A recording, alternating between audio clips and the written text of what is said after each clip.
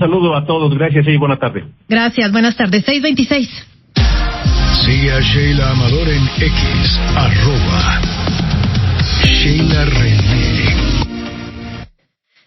Seguimos en MBS Noticias, ya hablábamos de este tema de la reforma electoral. Pues empezaba a circular ayer este borrador que les comentaba y la presidenta Sheinbaum esta mañana decía que ya el próximo martes, ahora sí, se presentará oficialmente su propuesta. Han surgido muchísimas reacciones, algunas preocupaciones también, sobre todo de los planteamientos que hay en torno a temas sumamente importantes y delicados, como es, por ejemplo, el INE, la importancia de tener un organismo muy independiente, con el presupuesto necesario para organizar y llevar a cabo elecciones confiables, democráticas. Y para hablar de ello, justamente esta tarde le agradezco enormemente a la consejera electoral, Dania Rabel, que platique con nosotros y nos puede exponer algunas ideas al respecto. Consejera, muchas gracias por platicar en MBS. Muy buenas tardes, Sheila, a tus órdenes. Muchas gracias. Pues este documento que ya ha circulado ha generado muchas reacciones. Nos preocupa y nos llama mucho la atención los planteamientos en torno al INE. Esto que se maneja de quitar 2 consejerías al Pleno, de disminuir el presupuesto hasta en un 42% en años sin elección federal, por ejemplo. ¿Qué opinión le merece los planteamientos que han tenido y que se han estado pues en los últimos días y minutos circulando? Llevamos meses hablando sobre el contenido que puede existir en la posible reforma electoral. Y bueno, precisamente a partir del borrador que circuló en la mañana, la presidenta de la República dijo que no era cierto, que todavía no se tenía la propuesta. Sin embargo, lo que sí me parece relevante es que reflexionemos sobre las posibilidades, porque ante esta circunstancia creo que es importante, por la relevancia que tiene el tema de las elecciones en México, que hablemos sobre lo que posiblemente pueda tener una reforma electoral y el impacto que pudiera tener en nuestra vida cotidiana. A ver, comentabas tú que una de las posibilidades es reducir el número de consejerías electorales. Uh-huh. Aquí hay que hacer un poco de memoria de por qué tenemos este número de consejerías electorales hoy por hoy. En su momento, el instituto, cuando todavía era Instituto Federal Electoral, empezó a trabajar, y así estuvo trabajando, con 9 consejerías electorales. En 2014 se aumentó a 11 consejerías electorales por un motivo, porque se dieron nuevas atribuciones al Instituto Nacional Electoral, como por ejemplo la designación de consejerías electorales de los organismos públicos locales electorales. También se determinó que el INE iba a ser el órgano rector de las elecciones a nivel nacional, por lo que ahora también íbamos a participar en las elecciones locales. Se estableció que el INE iba a hacer la fiscalización de los recursos que utilizaran los partidos políticos a nivel nacional y local y en todas las elecciones. También, por ejemplo, se señaló que el INE iba a establecer la capacitación electoral no solamente para las elecciones a nivel federal, sino también a nivel local.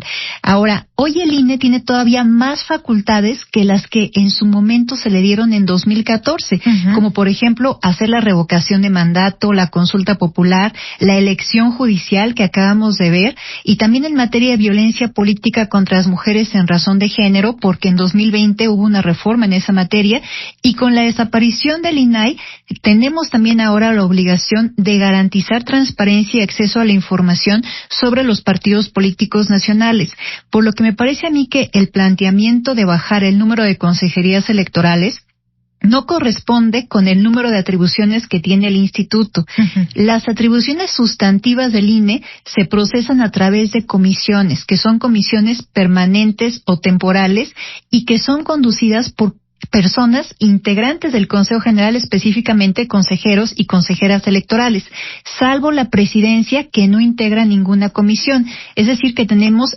hoy por hoy, a 10 consejeros y consejeras electorales que tienen que atender todas las comisiones permanentes y también las comisiones temporales.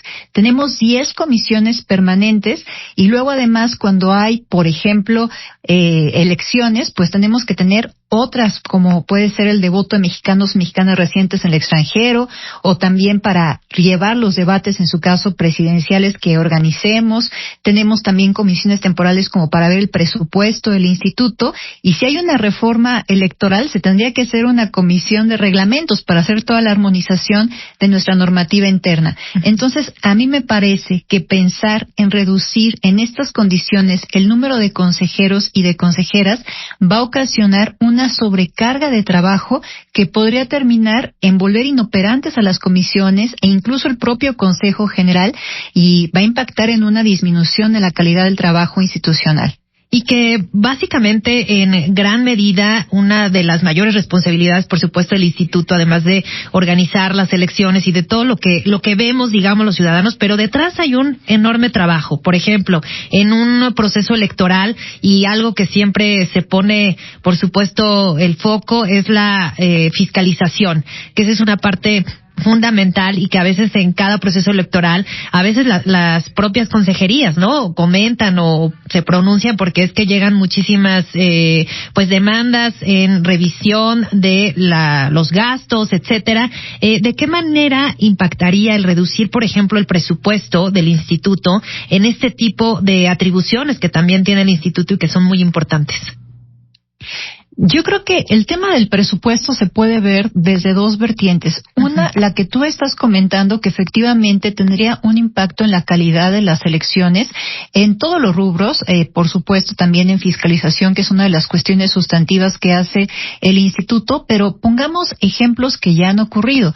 Nos redujeron el presupuesto para poder hacer la consulta popular y la revocación de mandato. ¿Qué fue lo que ocurrió? Tuvimos que instalar mucho menos casillas de las que solemos instalar en los procesos electorales federales. ¿Eso qué implica?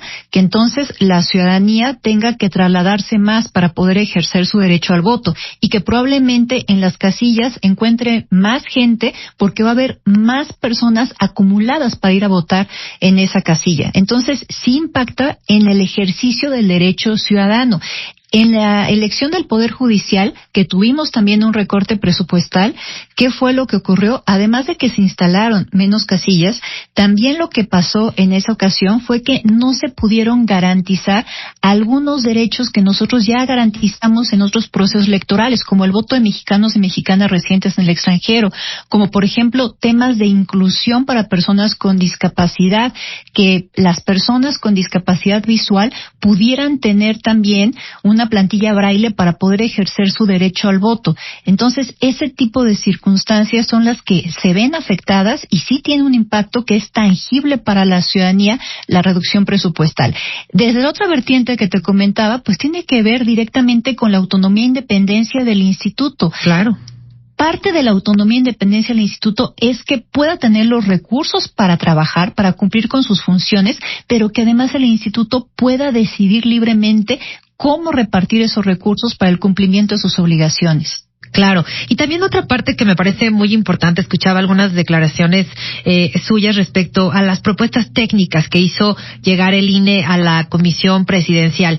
Entiendo que pues fue ahí como un poco apresurado el envío, no hubo el tiempo suficiente quizá en su caso para poder revisar con detalle, con lupa, lo que se iba a presentar, y por ahí faltaba incluir un punto que a mí me parece que en el siguiente proceso electoral va a ser clave, que es sancionar la participación, por ejemplo, de los influencers de campañas electorales, y que obviamente no, sin que esto signifique una censura o evitar que puedan hacer cualquier contenido, pero que sí impacta e influye en los resultados. Claro, por supuesto. Ya vimos nosotros en el marco de elecciones federales que un partido político contrató a personas influencers para que en el periodo de veda electoral, es decir, en un periodo en donde se está pensando que los partidos políticos ya no pueden hacer más campaña, no pueden emitir más publicidad, porque es un periodo de reflexión para la ciudadanía, en donde debe pensar su voto libre ya de cualquier intento de injerencia, ¿no?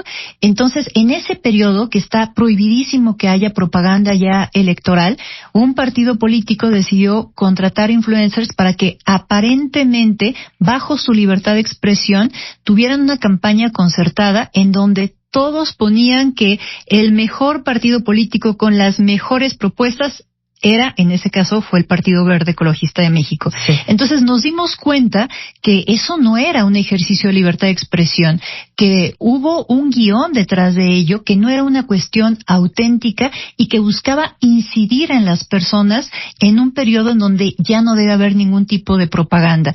Eso es algo que me parece que se tiene que también contemplar en una reforma electoral para que eso no ocurra y se quite cualquier incentivo a que eso pase. Otro de los temas también novedosos que se deberían de incluir tiene que ver con el uso de inteligencia artificial. Claro. Nosotros en el pasado proceso electoral detectamos ya 17 spots en donde los partidos políticos utilizaron inteligencia artificial. Es importante que la ciudadanía sepa si un spot se está haciendo total o parcialmente con inteligencia artificial porque forma parte de su derecho de acceso a la información. Claro, por supuesto tendrían que tomarse en cuenta todos estos elementos tecnológicos que, pues claro, van cambiando y van agilizando muchos procesos también, pero en la cuestión de información, de propaganda, de difusión, tienen un impacto bien importante y claro, la ciudadanía tiene, por supuesto, que saberlo. Consejera, se nos va el tiempo volando, pero por favor permítanos seguir conversando al respecto. Este tema de la reforma nos preocupa, nos ocupa y vendrá un debate interesante en el Congreso. Veremos qué propuestas son tomadas en cuenta y por supuesto también la participación del INE fundamental.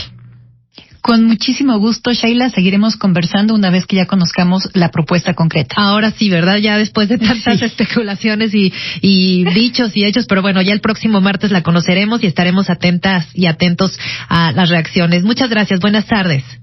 Buenas tardes, hasta luego. Gracias, es la consejera Dania Rabel, consejera